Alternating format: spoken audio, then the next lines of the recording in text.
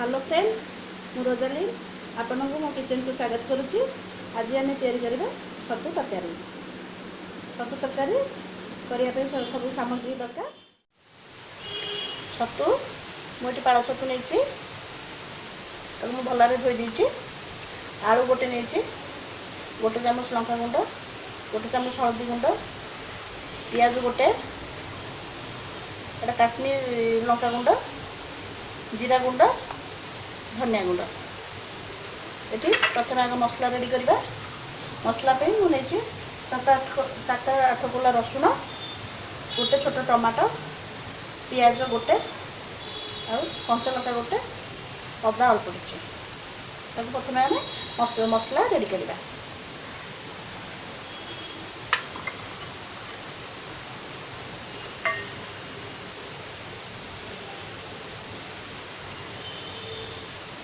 अल्प पानी दे प्रथम मसला रेडी करवा। आम ये मसला रेडी हो गला। मुझे पियाज बटाटा जो देती ग्रेवीटा भल आसापी आम गैस ऑन करवा।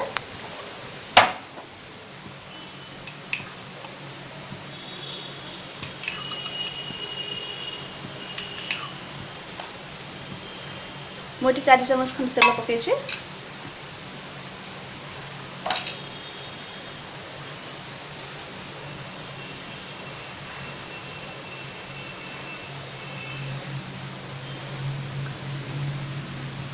तेल आमर भल तातिला आम पियाज पकड़ा।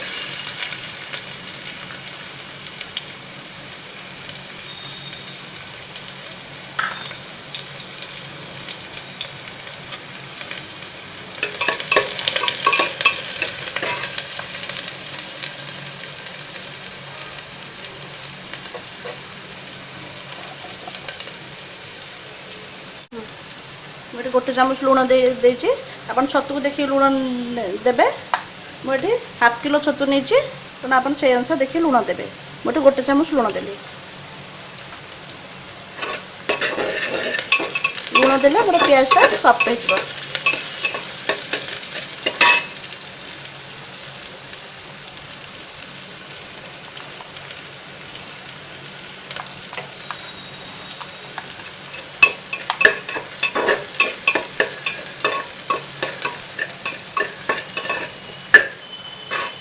पियाज मत होगला आम जो मसलाटा कर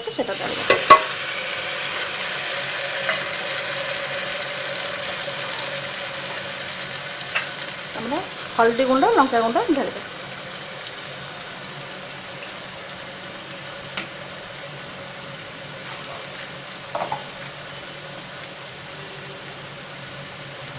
काश्मीर लंका गुंड मुझे गोटे चामच डाल।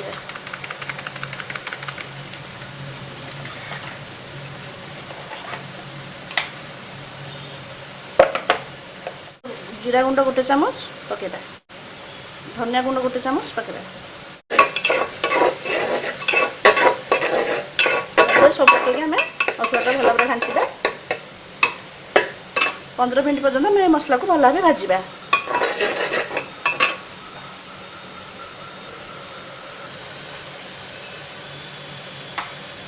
मुझे अल्प चीनी दे हाफ चामच चीनी टेस्ट भल आसपा चीनी दे।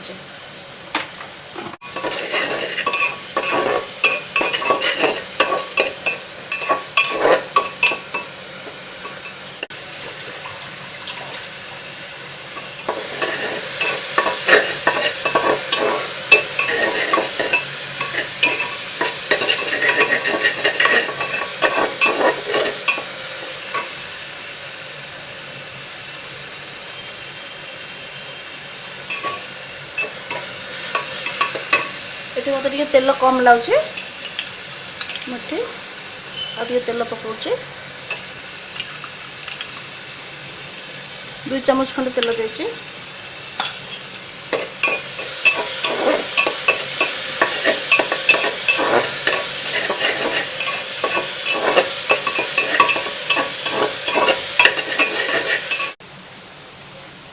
मुझे 2टा तेजपत्र पकई।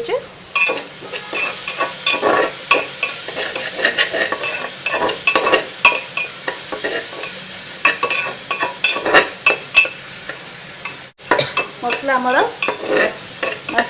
हो गलानी मसला तेल भी साइड छाड़लानी मसला को भल भाव भाजबे ना 50 मिनट दब आमर ये तेल भी छाड़लानी मसला हो गलानी तापर आम ये गरम मसला पकेबा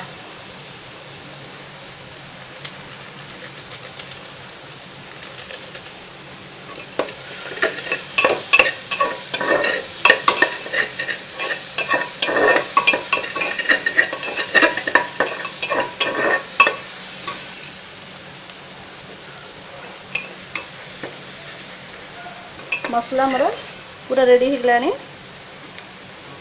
तापर आम ये छतु आलूटा पकेबा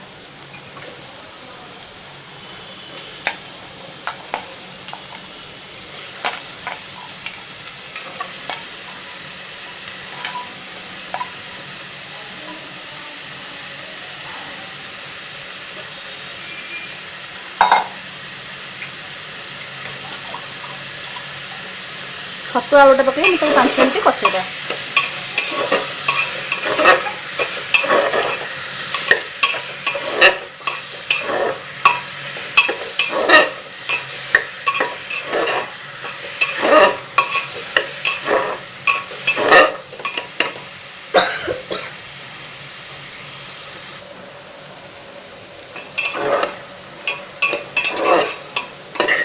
देखो आम छतु भल भाव कषे हो गलानी ताको हमें पानी देदा मुझे हाफ ग्लास पानी नहीं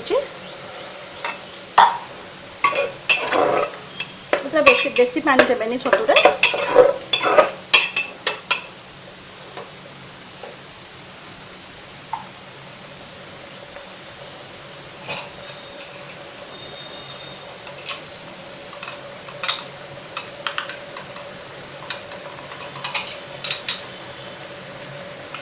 छतु आम फुटी गलानी तापर हम ताको कभर देदेबा 2टा हुइसिल देदेबा एटा कभर दे मुझे 2टा हुइसिल देवी मोटे प्रेसर कुकर अच्छे आप चाहिए भी कड़े करें